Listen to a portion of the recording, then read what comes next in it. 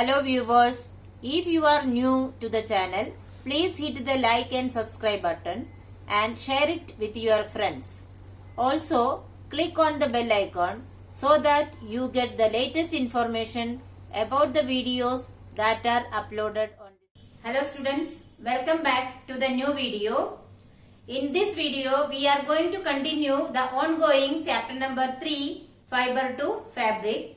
In today's session, we will study the topics characteristics of silk, types of silk, occupational hazards and identification of different fibers. So students, in the previous session we have studied about the rearing of silk moth and the processing of silk. Today we will study about the characteristics of silk. The first point is silk is lustrous and can be dyed easily. What is meant by lustrous? Lustrous means shiny. The silk cloth, the silk fiber is very shiny and smooth and it can be dyed easily. Actually, the natural silk is not that colorful.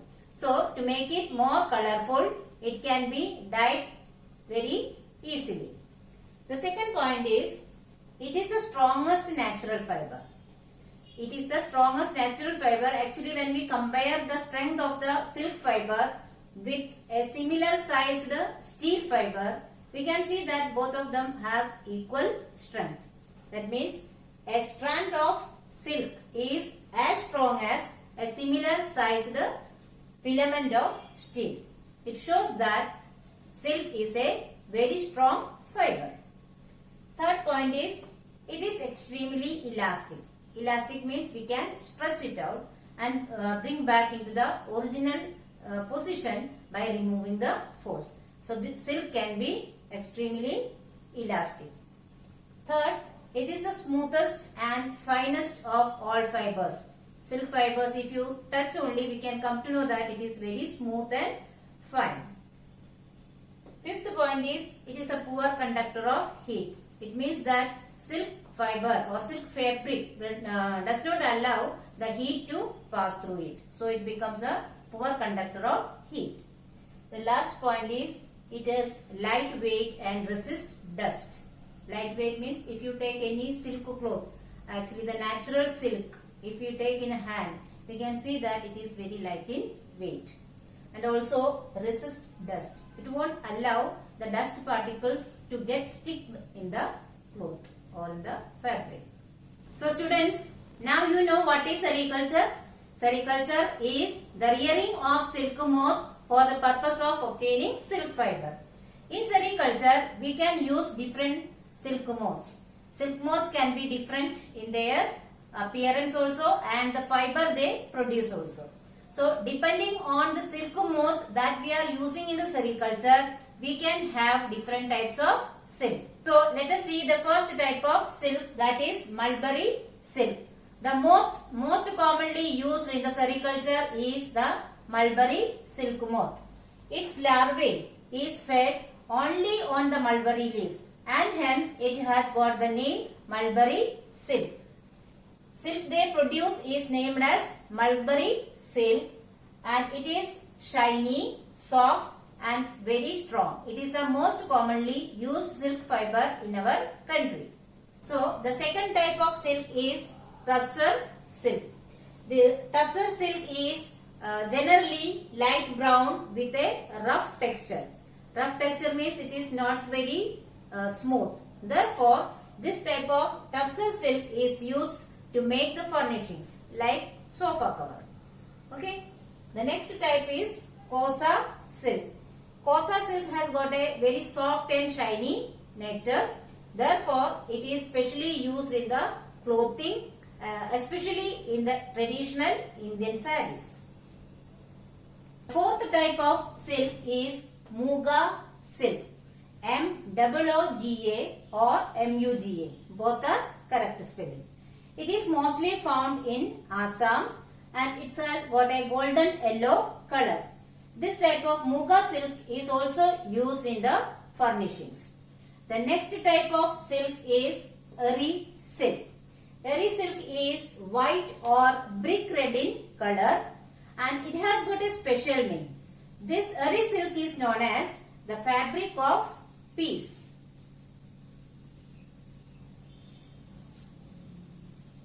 Do you know why it is called so? It is called so because this silk is processed and produced without killing the moth.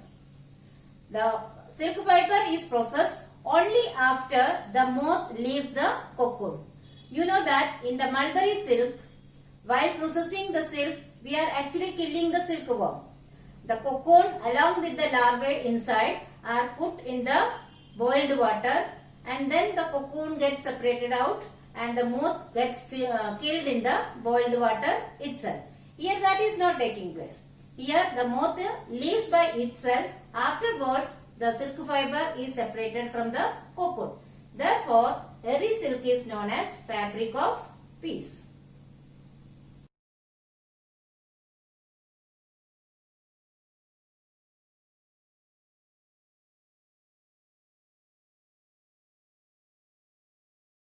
The next topic that we are going to discuss is occupational hazard. So, what is occupational hazard?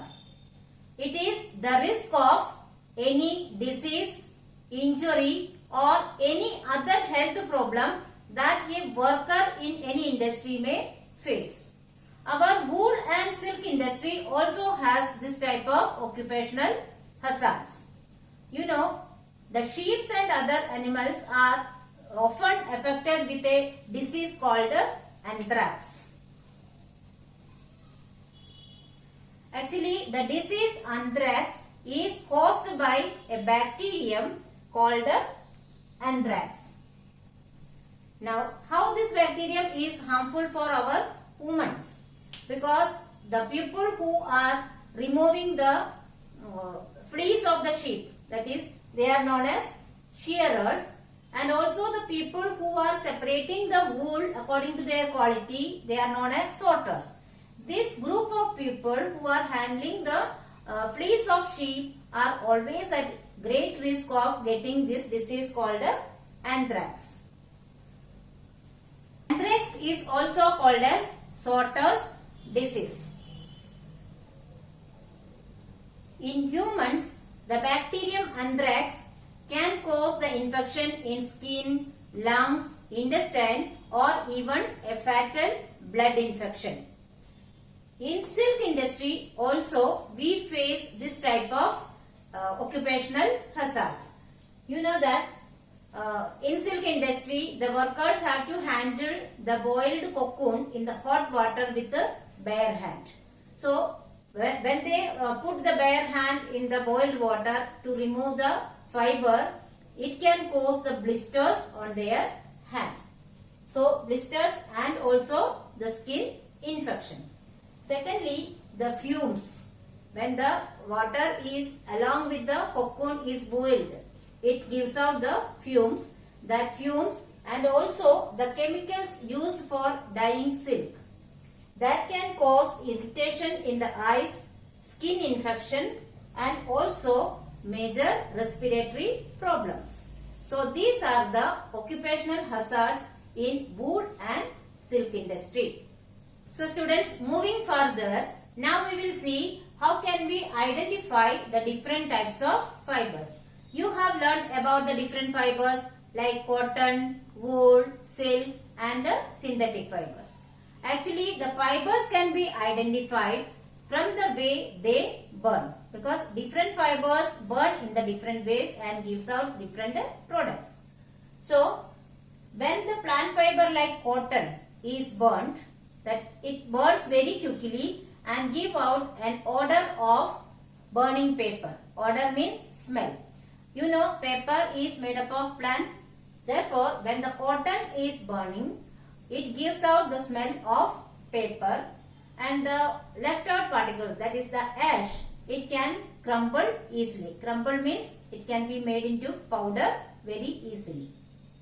The next fiber is wool. Wool does not burn easily. It burns with a sooty flame and gives out an odor of burning hair. Sooty flame means it gives out an yellowish colored flame with unburned carbon particles. Okay. It gives out the odor of burning hair. Do you know why? Because wool is actually the hair of animals. So when the wool is burnt, it gives out the odor of burning hair. And its residue is hard. That is, the ash formed after burning the wool will not become powder very easily. It is quite hard. Now we will see how does a silk fiber burns. Silk fibers burn with a sooty flame and also give out an odor of burnt hair. You know that silk is also obtained from the animal. Therefore, when it burns, it gives out the smell of burnt hair. And the residue is a black powder which can be crumbled easily.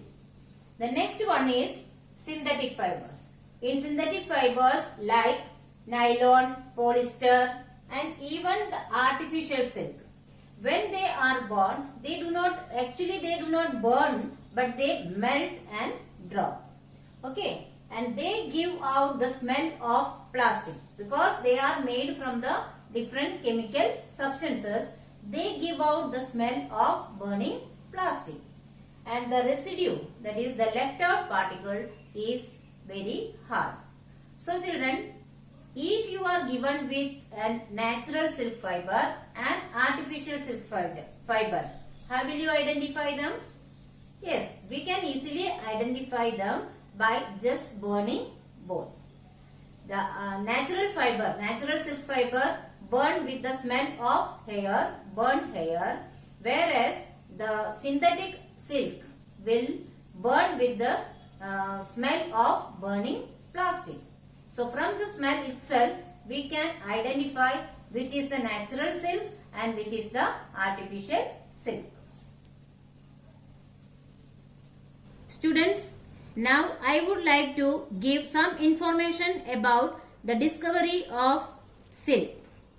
The exact time of discovery of silk is not known, but according to an old Chinese legend, the Empress Si Longqi was asked by the Emperor Huangdi to find out the cause of the damaged leaves of mulberry trees growing in their garden. The Empress found white worms eating up mulberry leaves. She also noticed that they were spinning shiny cocoons around them. Accidentally, a cocoon dropped into her cup of tea and a tangle of delicate threads separated from the cocoon. Silk industry began in China and was kept as a closely guarded secret for hundreds of years. A Chinese princess is believed to have smuggled silk moth eggs out of China, thus enabling people in Europe and other Asian countries to learn farming of caterpillars and the production of silk. The travelers introduced silk to other countries, and the route they travel is still called as Silk Route. Even today, China is the highest producer of silk in the world.